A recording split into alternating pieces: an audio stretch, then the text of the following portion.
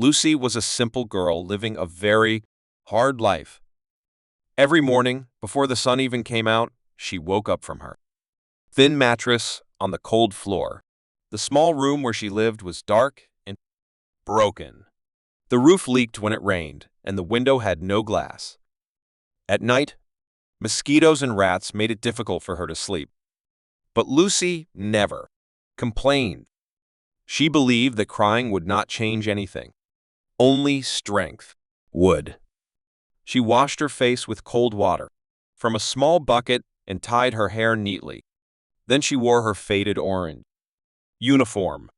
On the pocket of that uniform was a small name tag that read, Lucy, attendant. That uniform was the only thing she had that made her feel like she still belonged in this world. Lucy had once been a bright university student. She wanted to become a doctor. She wanted to help poor people and children who could not afford hospitals. Her parents were very proud of her. They worked hard every day to support her education. But one night, everything changed. Her parents died in a terrible road accident on their way back from work. Lucy received the call while studying in her small hostel room. From that moment on, her whole world collapsed. She had no brothers, no sisters, no rich relatives, no one to guide her. She was only 19 years old, and now she was alone in this world. She tried to continue her studies, but the school fees were too high. She tried to borrow money, but no one helped. She started selling fruits on the roadside. She washed people's clothes for little money. Still, it was not enough. In the end, she had to leave university and find any job she could. That was how she got the job at the shopping mall. Every day, Lucy stood for long hours, greeting customers, showing them directions, arranging shelves, and cleaning floors when needed. Some people looked down on her. Some ignored her. But Lucy always remained polite. She told herself in her heart, I may be poor, but I will never be rude. I will never be bitter. One afternoon, during her short break, Lucy sat alone on a bench behind the mall. She held a small bottle of water in her hand but didn't even drink it. Around her, other workers laughed and talked about their families. Lucy just stared at the ground. She missed her mother's gentle voice and her father's friendly jokes. Tears formed in her eyes, but she quickly wiped them away. I must be strong, she whispered to herself. Crying will not bring them back. She stood up and went back to her duty. At that same moment, somewhere across the city, a young man named Felix Badma sat inside a large, beautiful office. The office belonged to his late father, the founder of Badma and Company, one of the biggest business groups in the country. After his father's death, Felix became the new owner and CEO of the company. Felix was young, handsome, and extremely rich. But he was also very quiet. He did not like too much attention. He did not like social media or parties. His father had once told him, people who know too much about you can also hurt you easily. So Felix lived a very simple and hidden life, even as a billionaire. The only person who truly knew his heart was his mother, Mrs. Agnes Badmus. That same day, Mrs. Agnes decided to go out alone. She wanted to feel like a normal woman again. Without telling her son, she went to the shopping mall. She wore a simple dress and a headscarf. No one could recognize that she was the mother of one of the richest men in the country. Inside the mall, she walked around, slowly, looking at different items. Finally, she decided to buy a small bottle of cooking oil. She took it to the counter and reached into her handbag. Her heart stopped. Her purse was not there. She looked again, then again. Nothing. I must have forgotten it at home, she whispered in a worried voice. The cashier looked at her with anger and disrespect. If you have no money, then why are you wasting my time? he shouted. People around started to look. Some whispered. Some even laughed quietly. Mrs. Agnes felt ashamed. Her hands were shaking. Her eyes filled with tears. For the first time in many years, she felt small. She felt poor. She felt invisible. But then, a soft voice spoke behind her. "Ma, are you okay?" It was Lucy. Lucy had seen everything from a distance. She saw how the old woman was being insulted. She saw the pain in her eyes, and something in Lucy's heart could not accept that. Lucy stepped closer and looked at it. The cashier. "Give her the oil," Lucy said, gently. "I will pay for it from my salary." Everyone went silent. "Your salary?" the cashier asked in shock. "You don't even earn much." Lucy nodded. "I know, but she needs it more than I do." Mrs. Agnes turned around slowly, eyes wide with surprise. "My child, you don't have to shit," whispered. Lucy smiled softly. "It's okay, Ma. Kindness is free." She took the bottle and handed it to the old woman. In that moment, a deep connection was created between two souls, even though they were complete strangers. Mrs. Agnes held Lucy's hand tightly. "What is your name, my dear?" she asked with emotion. "My name is Lucy, Ma." Mrs. Agnes smiled through her tears. "Lucy, I will never forget you." Lucy only nodded politely and returned to her work, not knowing that she had just helped the mother of her billionaire boss. That evening, when Mrs. Agnes returned home, she told her son Felix everything that had happened. She spoke about the insult. She spoke about the humiliation. But then her face lit up as she spoke about Lucy, a poor girl with the richest heart I have ever seen, she said. Felix became very quiet. Something touched his heart deeply. "Who is she, Mom?" he asked slowly. "A mall attendant. Her name is Lucy." From that night, one thought stayed in Felix's heart. I must meet this girl. And somewhere in the city, Lucy went to bed, hungry, tired, and unaware that her life was about to change forever. Lucy did not sleep that night. She lay on her thin mattress, staring at the leaking roof of her small room. Every time she closed her eyes, she saw Agnes's face, kind, gentle, but serious. "You must meet my son tomorrow." Lucy whispered to herself, "My boss. Felix, bad miss." Her heart beat fearfully. What if he thought she was trying to get close to his mother for money? What if he fired her? That job was all she had. At dawn, Lucy got up, washed her face, and knelt on the floor. "Dear God," she prayed softly, "I don't know what is waiting for me today, but please go with me." Then she tied her old shoes and walked to the mall. Outside the company building, a black car stopped. Agnes stepped out, dressed in an elegant white wrapper.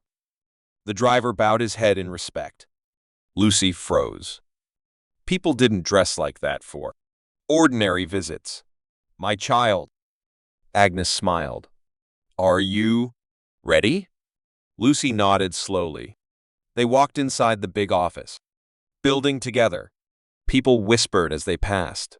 "Who is that girl? Is she a friend of Madame Agnes? Why is she dressed like a cleaner?" Lucy kept her head down, her hands shaking. They entered a private elevator. It rose in silence. Her heart was beating louder with every second. Then the doors opened. On the top floor, inside the largest office, sat Felix Badmus, the young billionaire owner of the mall and the company. He wore a dark suit and was signing papers. "Felix," Agnes said softly. He raised his head and smiled. "Mother, you came." Then he noticed Lucy standing beside her. His smile faded. His eyes turned cold. And who is this girl? He asked. Lucy felt her throat close. Agnes held Lucy's hand. This is the girl who helped me yesterday when your staff treated me like a beggar. Felix frowned. What do you mean? Treated you like a beggar? Agnes walked closer. I wore old clothes and sat near the mall. Your workers passed me. People insulted me. One even pushed me away. Felix clenched his jaw. Who? Agnes turned to Lucy. Tell him, my child. Lucy's voice trembled. It was the cashier at the big store, sir. She insulted her, said she was dirty and useless. Felix's whole body turned stiff. He picked up the phone. Bring them cashier from store 12. Now. Minutes later, the rude cashier was dragged inside, still wearing her makeup and high heels. Seeing Felix, she tried to smile. Sir, good morning. But Felix cut her off. Is this the woman you insulted? He asked Agnes. The cashier's eyes fell on Agnes, and fear filled her face. Yes, but I thought she was just a beggar. Felix slammed his fist on the table. That beggar is my mother. The entire office went silent. The girl's face turned white like paper. She fell to her knees. I'm sorry, sir. Please forgive me. Felix did not look at her. You don't deserve to work here. Get out of my company. She was dragged out crying. Felix then turned to Lucy. He stared deeply into her eyes. You protected my mother? Lucy lowered her head. She was crying, sir. I could not leave her like that. For the first time, Felix saw something different in her. Not greed, not pride, just kindness. He slowly stood up. From today, Lucy, you no longer work as cleaner. Lucy's heart stopped. I'm fired? He shook his head. No. You are promoted. And I want you to work directly under me from today. Lucy gasped in shock. Sir, I am not educated. You are educated in the heart. Agnes smiled. Tears rolled down Lucy's cheeks. Felix picked up his coat. From now on, your life is changing. But what Lucy didn't know was, this was not only a job change. It was the beginning of a love story that would shake the whole city. Lucy's hands trembled as she stepped into the new office that stood just beside Felix's. Everything looked expensive. The soft leather chair, the shiny table, the beautiful flowers placed near the window. She felt like she did not belong in such a place. Even the air felt different. You can sit here, Felix said calmly. Lucy sat down slowly, still shocked. Just a day ago, she was cleaning floors. Now, she was sitting in an office meant for important people. Agnes entered with a warm smile and handed her a cup of tea. Welcome to your new beginning, my daughter. Lucy looked up, her eyes wet. Ma, I don't even know how to say thank you. Agnes held her face with love. You already said it with your kind heart. From that day, Lucy's life began to change. She was given new clothes. She was taught office work. She was given books and a laptop. Felix arranged a private tutor for her in the evenings to continue her education. Slowly, Lucy changed not only in appearance, but in confidence. But not everyone was happy. Felix's fiancée, Vanessa, came from a rich and proud family. She had always believed that she would soon become Mrs. Badmus and control half of the company. She walked into the office one afternoon and saw Lucy sitting near Felix, showing him a schedule. Her face twisted in anger. Who is she? Vanessa asked coldly. Felix didn't even look up. She is my assistant. Vanessa laughed angrily. Assistant or replacement? Lucy stood up quickly. I'm just doing my job, Ma. Vanessa walked around Lucy slowly, judging her from head to toe. A poor girl from the streets cannot sit beside my husband-to-be, she whispered. Felix finally looked up, his eyes dark. She is here because she deserves it. Vanessa forced a smile, but inside, she was burning. From that day on, she began to plan evil against Lucy. She paid the security guard to open Lucy's drawer. She planted false documents on her computer. She even paid another worker to accuse Lucy of stealing money from the company. One morning, Felix was called urgently. Sir, Lucy has been caught stealing company data. Lucy froze in fear when the men came. For her. No, it's not true. I didn't do anything. Vanessa stood beside Felix with fake tears. She played all of us, baby. I warned you. Felix felt confusion. He didn't want to believe it, but the evidence was in front of him. Lucy, did you do this? He asked. Quietly, tears fell down Lucy's face. I swear on my parents' grave, I didn't. Felix looked away, broken. I need time to think. Lucy was removed from office that same day. She walked back to her small room. For the first time in weeks, she sat on the floor and cried so hard that neighbors heard her. I should never have believed in happiness, she whispered. But Agnes never believed Lucy was wrong. That night, she asked the driver to secretly follow Vanessa. And what she saw shocked the old woman. Vanessa was meeting the security guard and the fake witness. I paid you to destroy that girl, she said. Tomorrow, she will leave the city. Agnes recorded everything. The next morning, she called Felix and asked him to come home urgently. When he arrived, she played the recording. Felix's hands shook with anger. I almost destroyed an innocent soul. He rushed to Lucy's home. The door was open. Lucy was packing her small bag, ready to leave the city forever. He called her name softly. Lucy. She turned. Her eyes filled with tears again. I understand, sir. I will leave. I won't cause any trouble for you again. Felix stepped closer. I was blind. I believed lies. But the truth came to me. Lucy lowered her head. You don't have to explain, sir. But he dropped to his knees in front of her.